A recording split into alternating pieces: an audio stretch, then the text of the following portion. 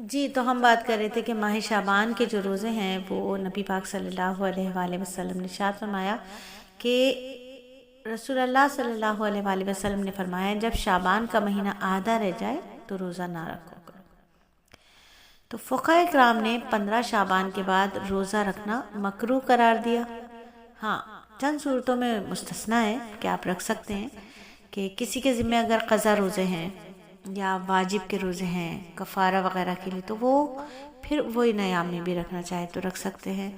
بعض شخص ہوتے ہیں، بعض ایسے لوگ ہوتے ہیں جو شروع شعبان سے روزے رکھتے چلے آ رہے ہیں، تو وہ عادت ہوتی ہے ان کی، مخصوص دنوں یا تاریخوں کے روزے رکھتے ہیں۔ اب وہ دن یا تاریخ شعبان کے آخری دنوں میں آ رہی ہے تو روزہ رکھنے میں کوئی حرج نہیں ہے۔ ہاں، شرط یہ ہے کہ اس سے کمزوری کا خطرہ نہ ہو، لیکن جسمانی طور پہ کمزوری ہو گئی تو پھر خدا نہ خواستہ فرض روزوں میں کوئی کوتاہی نہ آ جائے، اس لیے رمضان کے نصف شعبان کے بعد روزہ رکھنے کو درست نہیں کہا کہ نصف شعبان کے بعد روزہ نہ رکھیں۔ ایسا نہ ہو اتنا ضعف آ جائے، اتنی جسمانی کمزوری ہو جائے کہ فرض روزوں میں کوئی کوتاہی ہو جائے۔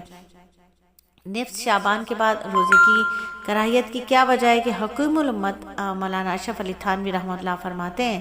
کہ میرا تو ذوق یہ کہتا ہے کہ رمضان شریف میں جو جاگنا ہوگا اس شخص کا جاگنا اس کا نمونہ ہے، اور یہ صوم ایام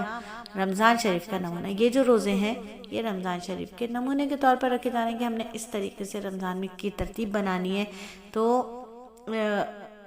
ہمت کرنی چاہیے اور رکھنے چاہیے۔ تو پھر فرمایا کہ آخری شعبان کے روزے مت رکھو، مطلب یہ کہ شروع میں رکھ لو، خوب آخر شعبان میں کھاؤ پیو، طاقت بناؤ تاکہ رمضان کے روزے آسان ہو جائیں۔ تو یہ ہمارے اسلاف کا بھی طریقہ رہا، ہمارے نبی صلی اللہ علیہ وآلہ وسلم کا طریقہ اور سنت یہ تھی کہ وہ پورے ماہ